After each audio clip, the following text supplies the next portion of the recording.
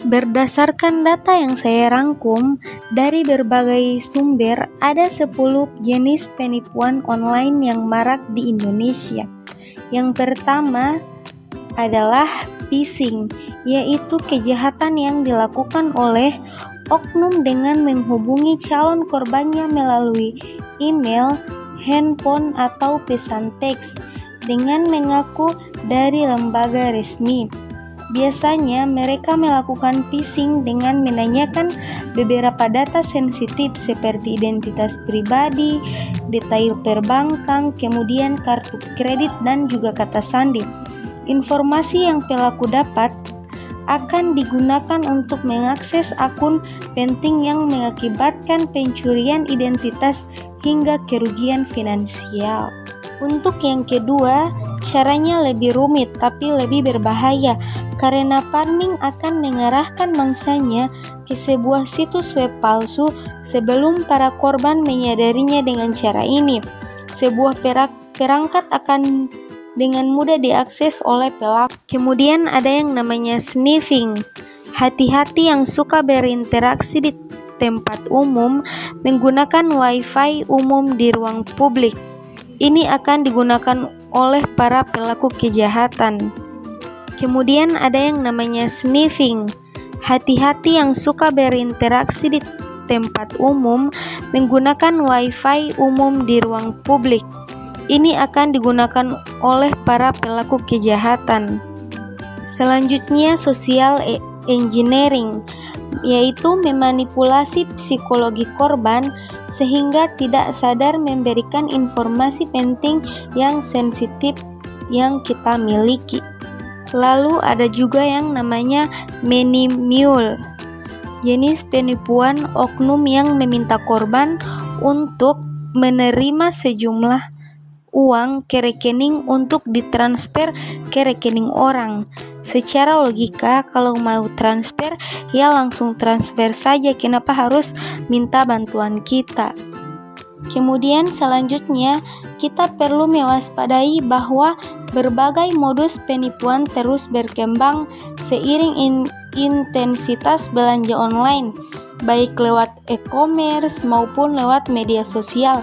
Ada yang berpura-pura mengaku sebagai penjual, pembeli, kurir, sampai petugas bea cukai. Selanjutnya yang terbaru adalah penipuan yang mengatakan akan mengatasnamakan jasa ekspedisi.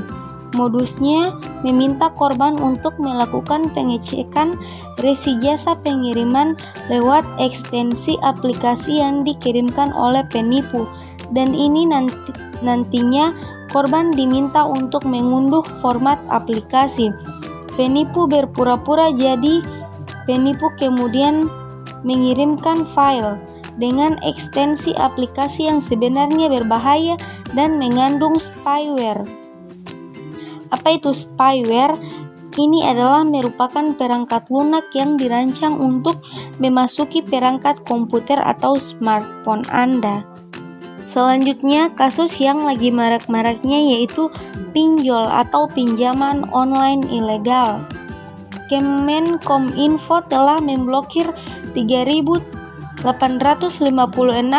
platform finance ilegal termasuk pinjol tak berizin. Pada kasus ini, pinjaman online sudah sangat bahaya sampai mengakibatkan bunuh diri. Kita lanjut, yaitu modus penipuan hadiah pemenang berupa saldo dompet online. Nah, kalau sebelumnya penipu memakai trik psikologi dengan menakut-nakuti korbannya, kali ini sebaliknya. Penipu pakai jembatan psikologis untuk membuat korbannya merasa senang karena mendapatkan keuntungan dari undian tertentu dengan hadiah berupa saldo dompet online. Pertama-tama korban mendapatkan SMS dari nomor Gojek yang berisi kode OTP. Beberapa detik kemudian, pelaku menelpon korban dan mengaku dari pihak Gojek sambil mengucapkan selamat sebagai pemenang undian. Untuk mendapatkan saldo GoPay dari Gojek, karena beberapa detik sebelumnya korban mendapat SMS dari nomor ofisial Gojek, jadi secara psikolog Korban berpikir bahwa pihak yang menelpon benar dari pihak ofisial Gojek. Padahal sebetulnya pelaku telah masuk ke aplikasi Gojek pakai nomor handphone korban. Jadi SMS kode OTP masuk ke handphone korban. Setelah itu penipu langsung menelpon korban. Begitu kode OTP didapatkan oleh pelaku langsung menguras saldo korban. Selanjutnya, zaman sekarang ada banyak akun media sosial palsu atau fake yang mengatasnamakan perusahaan ternama.